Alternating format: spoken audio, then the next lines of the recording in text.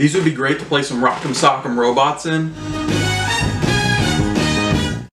Hi, I'm Rob. I'm ready to start. My refrigerator's making a lot of noise, and this is episode 8 of Monthly Vintage. Today, I'm going to be talking about this jersey behind me, and this week's episode is going to be a little bit special. It's all going to be about vintage lacrosse things.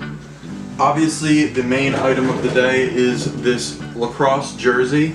Now, this was originally a football jersey, and this was my dad's in high school. This is at least from the early 70s. It might be from the late 60s. This piece is made by Champion, and it's made in the USA, and I guess this was at a time before they were required to put what the material was on the tag.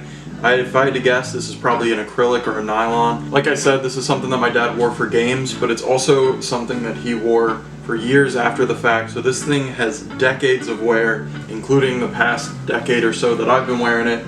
A lot of distressing and rips and tears on the front and back.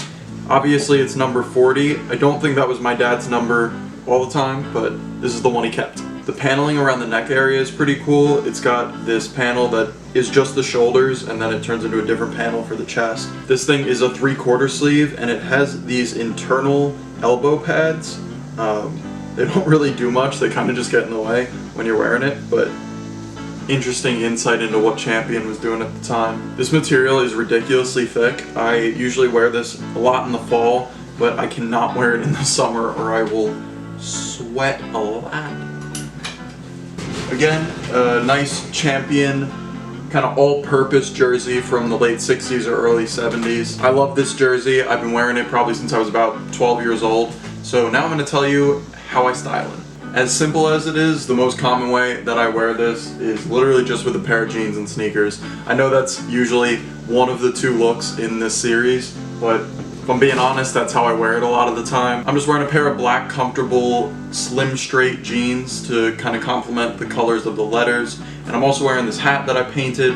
It's got a sunset design across the front and the sides, and the yellow in the sunset definitely complements the yellow in the jersey pretty well. I think a pair of Doc Martens would look cool with this, no matter what they are. A black boot with the yellow stitching would really look cool, but I don't have any of those right now, so I'm just wearing some black sneakers. The second look is how I wear it a lot in the fall. This kind of roughens up the look a little bit. Instead of a more athletic look, it's more of a rugged look. Obviously with the jersey and my fleece denim Levi's jacket on top of that. I think the bottoms with the olive pants, it really complements the color pretty well.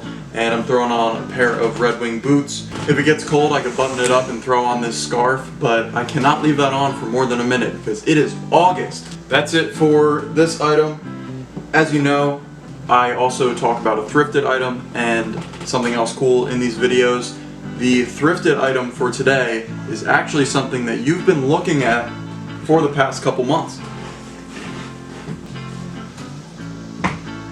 These are some vintage Brine Lacrosse gloves.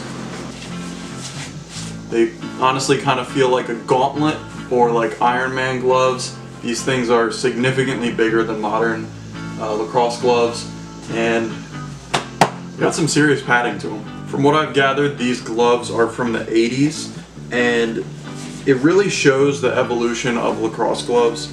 I don't have my lacrosse gloves with me, but it's got this floating cuff system that I guess was new around this time, and you can see how it evolved into the modern lacrosse gloves. It's also got these horsehide palms, and they call this the flip-flop model. These look like they've barely been used. They're in really good shape, and the construction on these things is pretty awesome. It's got a lot of leather to it and a lot of thick, durable stitching. These would be great to play some Rock'em Sock'em Robots in. Pick these up at Play It Again Sports, which is just a resale sports goods store. So I'm saying they're thrifted. They're also vintage, but I got them for super cheap. Really cool piece of history, cool decorative item. Never used these to play, but it's cool to have them. Now, usually none of the items in these videos are connected, but all three are connected today because the cool item of the day is my dad's high school yearbook. But this is the 1976 yearbook, and there's a good picture of him in his lacrosse uniform with the guys. You can see in the football pictures that they got nicer jerseys, so they gave the leftovers to the lacrosse team. Where the hell is this lacrosse picture? Yes. There we go. Yeah, these are the jerseys. There's no number 40 in it, but my dad is wearing number 44. The shape of a lacrosse stick head has drastically changed since then, but it seems like they were using some plastic heads. Some people look like they have wooden heads. Honestly, having a wooden lacrosse stick is a bit of a hazard. I think they only put senior portraits in the yearbooks, so I can't show you his headshot, but I'll show you this picture here of him wearing this jersey in the 80s. That's going to do it for this month's episode of Monthly Vintage.